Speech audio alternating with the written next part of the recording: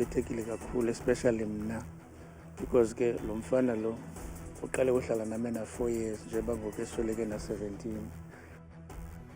Lusothukile uluntu lwaseMotherwell eNewton eGqeberha eMpuma Kapa emva kokudutyulwa kobulawe amatyendyana amane. Ngootitshala abangama-22 abangasayi kumagumbi okufundisa kwisikolo samabanga phezulu uMkhumbane Secondary eThekwini susela ngoFebruwari ngelikhalazela ukufakwa kwekhamera kula magumbi. I don't know Brandon as a human being. So in those 2 days you can't know him. How will he react when you don't play? Umqeqeshi weBafana Bafana uHugo Bruce uthi ukungafakwa kanozinti weKaizer Chiefs uBrandon Peterson kwiqela eliya kwindebe yehlabathi akunanto yokwenza nomgangatho womdlalo wakhe, koko yena njengomqeqeshi akanalwazi lwaneleyo ngalo mdlali.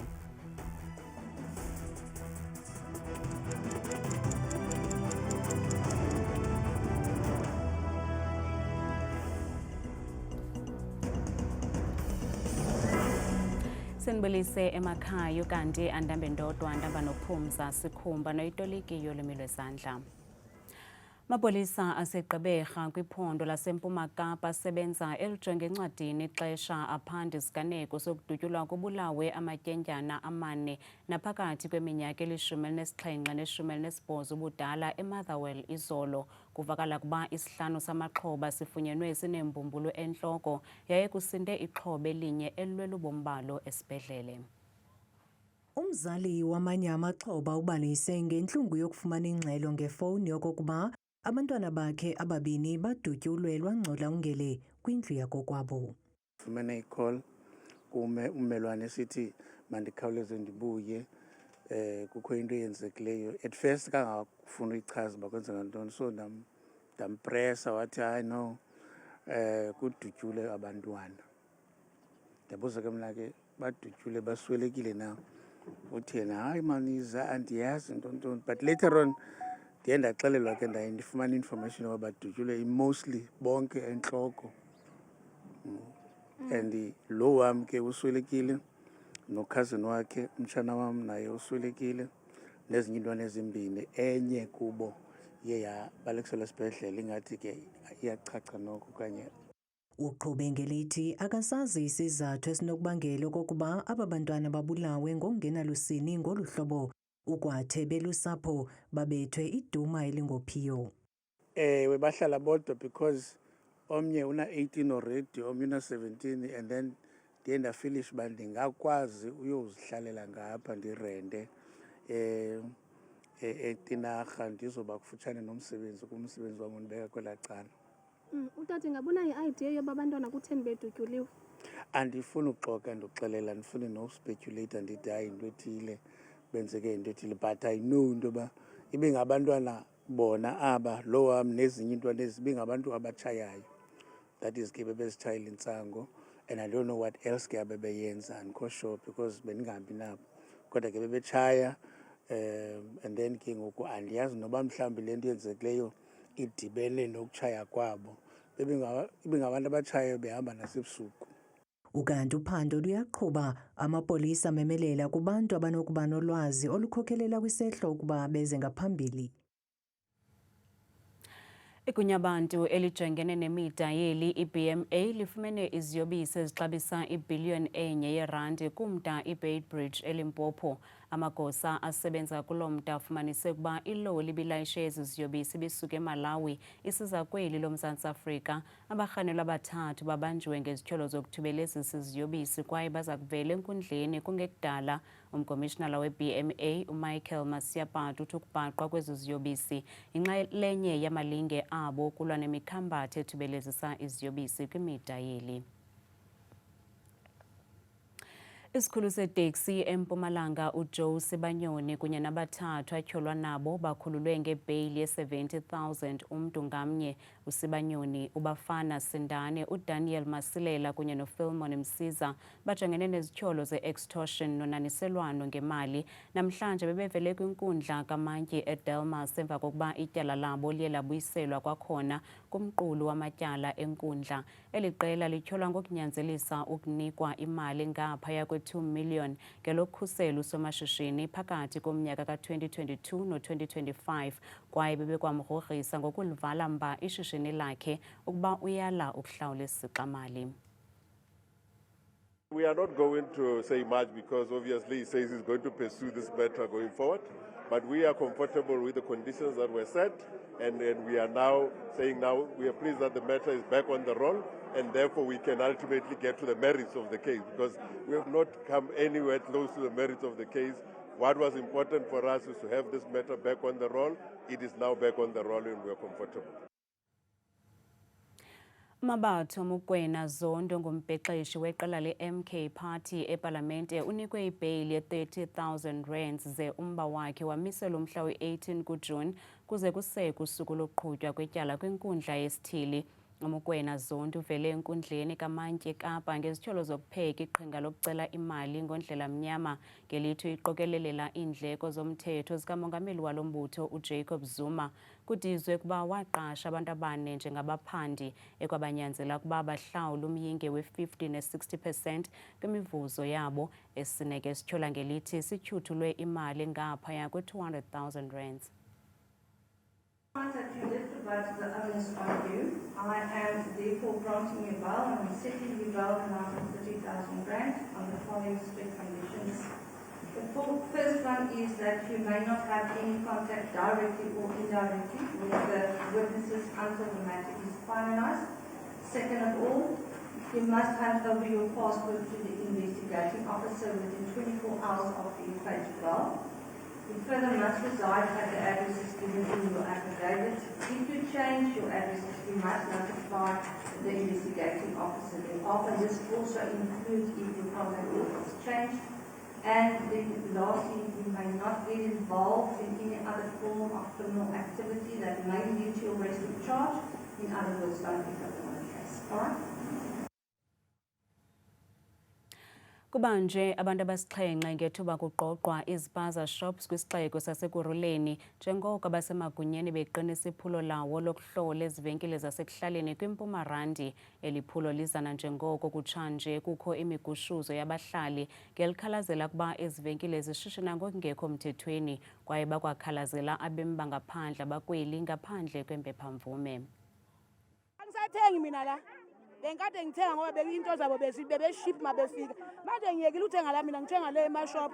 Zisematheni kwakhona ivenkile zasekuhlaleni nanjengoko namhlanje abasemagunyeni kumasipala waseKuruleni begqogqa iziphaza shops. Oku kuza emva kwemigushuzo yakutshanje yabahlali nalapho bebetyhola abanini bezivenkile zasekuhlaleni ngokungalandeli imithetho elawula iziphaza shops kwakunye nendlela engekho sempilweni yokuphatha ukutya. Ngithi mabakhiphe sonke lesa stoko basicheke lesi basikhiphile sincane. Zonke izinto ezilapha ze-expirile zibolile, impuphu inezibungu, irice inezibungu, lo shukela bawuthele eplastikini omncane lo bawuthengisa ngo-5 rand bawuthathaphi. Abantwana bethu badlala amazimba masibakhapha esikolweni bona labantwana laba babuye begula kube yithi abaye ezikliniki nasezibhedlele ngenxa yalabantwana laba. Eli phulo liyinxalenye yoqoqo oluqhutywa kwiphondo lonke laseGauteng. Le yenye yevenkile ezifunyenwe zingalandeli imithetho nomnini wayo othe wacela kwabanentsente akubona abasemagunyeni. We are going to follow them one by one to make sure that all those who are illegal to be in South Africa, then they are taken back. Currently, the spaza shops that were compliant across our city was around 26. And what we did was we tried during the era of 2025, we tried our level best to assist the South Africans to come forward to register. Ukanti kule ivenkile umnini wayo nekurhaneleka ukuba ungumme wangaphandle uthe wacela kwabanentsente ngethuba abasemagunyeni besiza. We have been doing this blitz around 2024 after the outbreak of the foodborne. So in Ekurhuleni we have almost 3,400 spaza shops. So we have monthly programs. Abasemagunyeni bakwabongoze ukuba abo baqeshisa ngezindlu zabo kubemi bangaphandle abangekho mthethweni bakuyeke oko nanjengoko ilulwaphulo-mthetho olo. Isebe lezemfundo KwaZulu-Natal lithi lidinga iveki ezimbini khona ukuze lifakane imilomo nabachaphazelekayo zelinike ingxelo ngezigqibo zesikolo samabanga aphakamileyo uMkhumbane Secondary School eThekwini okuze emva kokuba ootishala abangama-22 baye bakwaya amagumbi okufundela kusukela ngoFebruwari emva kokuba kufakwe ikhamera ngaphakathi kumagumbi okufundela.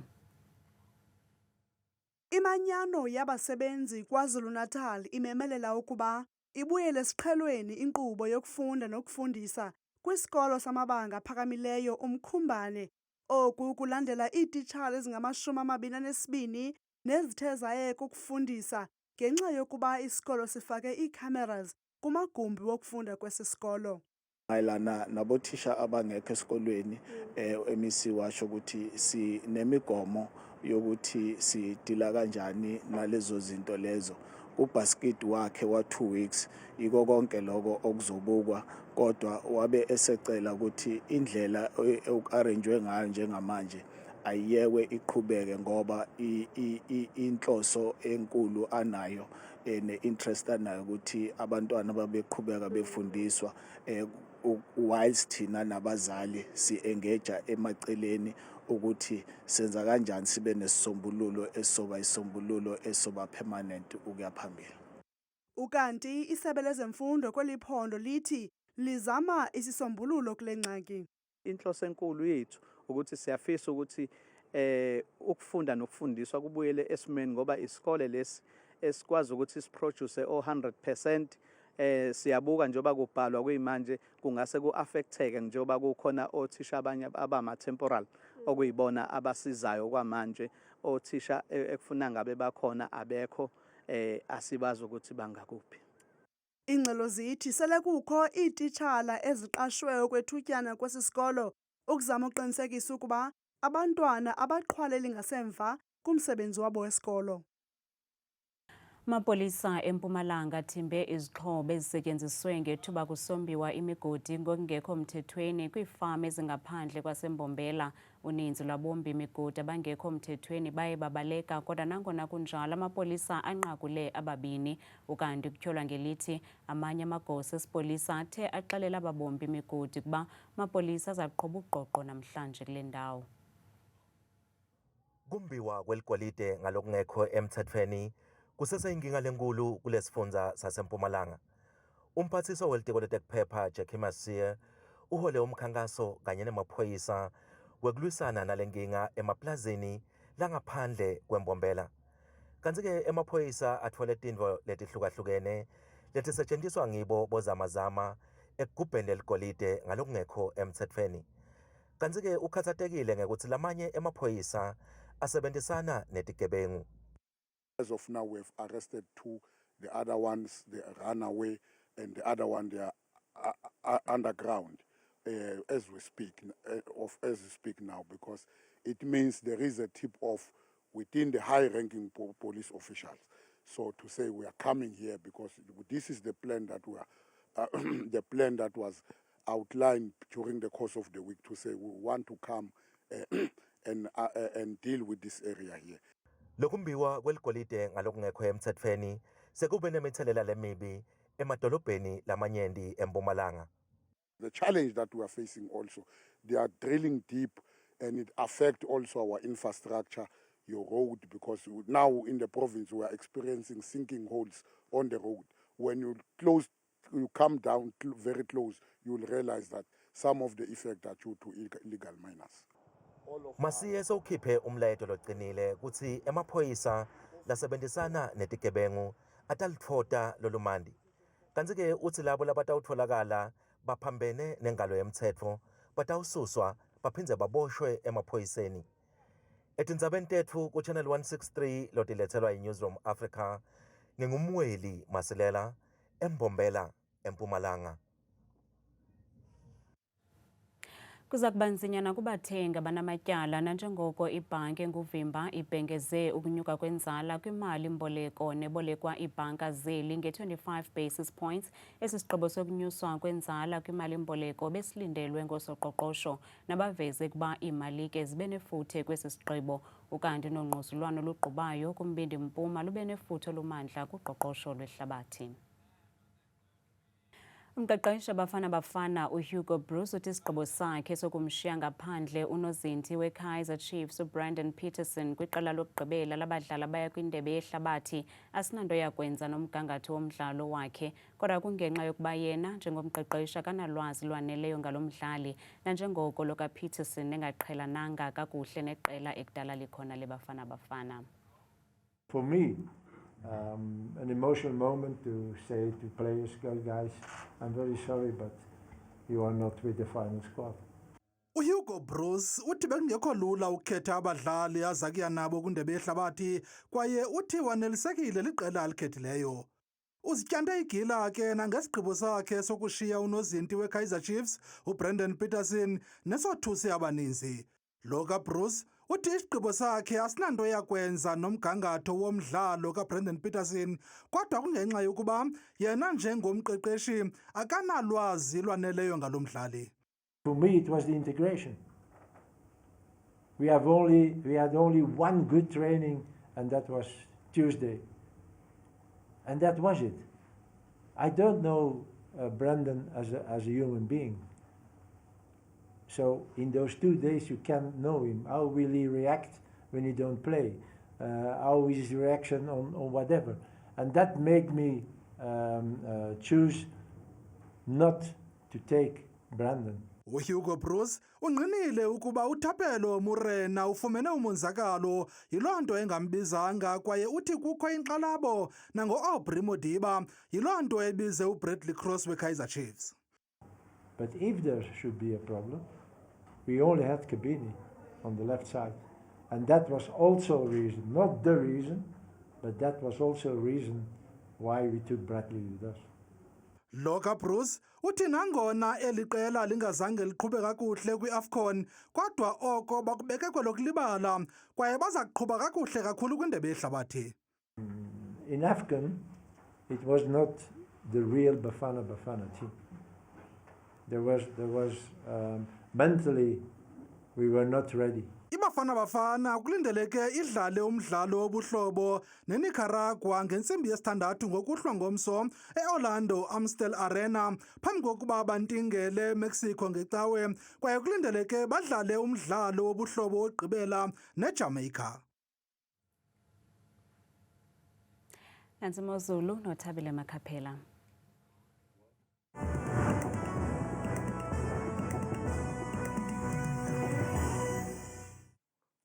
Enkosi kakhulu ke mamqwathi nomamzango ezindabeni, ndiyakubulisa mbukeli wami ekhaya, ndikwamkele ke kwiqonga leMozulu. Mna ke bethuna igama lam ndikuThabile ke ndiyintswakazi yabathembu ngokubanzi ke masijonge ngokubanzi kakhulu nansi iMozulu. Mzonsundu siphawula kaloku ke kutshanje iziganeko kaloku zemvula, imimo ixhapheka kakhulu nje phantse wonke uMzantsi Afrika ngokubanzi. Nawe uyabona babekhaya noko nokucwenge kamnandi ke kwindawo ezithanda ukuzinza kumbindi apha eMzantsi Afrika, indawo ezifana pha koDiara futhi ekuseni noXibikwi inkanxa bevuka futhi ngenxa yesithandathu napha koPriska futhi kuyabanda ekuseni xa bevuka ngomso, kodwa ibuye iMozulu noko icwenge ngokuhloka ngomso. Bamqondo wakho ke mbukeli wam aphantsi naphezulu ke sivula ke phondo lokuqala, phondo elo kaloku liphondo ke lapha eMpuma Kapa kwindawo ezininzi ke ezinze kakhulu pha ngaselunxwemeni futhi kwelaa phondo busemthatha kuGompo naphaya koMakhanda ekuseni futhi kuyabanda kakhulu, kufefe nje yonke intsahla ngokuncipha kwamaqondo wabaphantsi efikela ku-12 degrees. Kanti ke futhi nantsi iMozulu kwelaa phondo ke lapha eFree State kwezo ndawo ezininzi zithathwe kakhulu ke ukuphakama kwelaa phondo njengapha koVelcom futhi iyabikwa inkonkxa kakhulu, ikhatshwa ingqele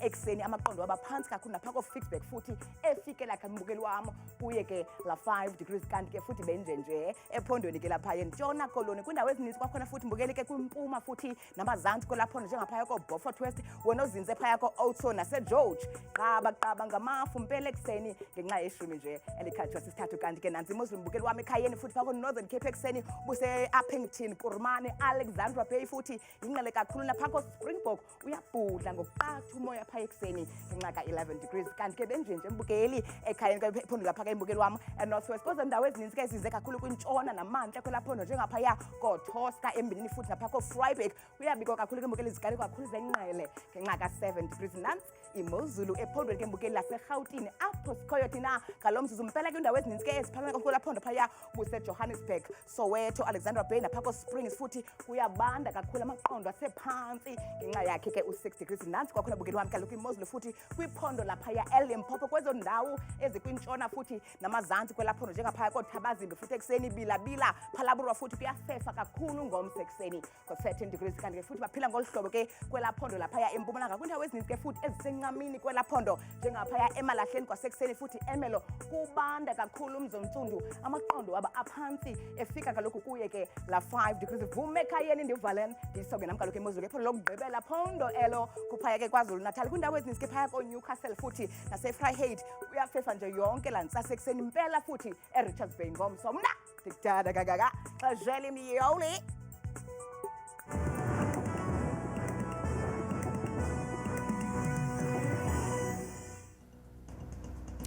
Mawethu ungawafumana la manqaku namanye kwiqonga lethu leYouTube nakuFacebook ku-Iindaba Zethu ku163 kanti ke ngomso oogxa bethu bazabe belapha kunye nezindaba zethu ngolwimi lwesiZulu. Kamnandi mawethu.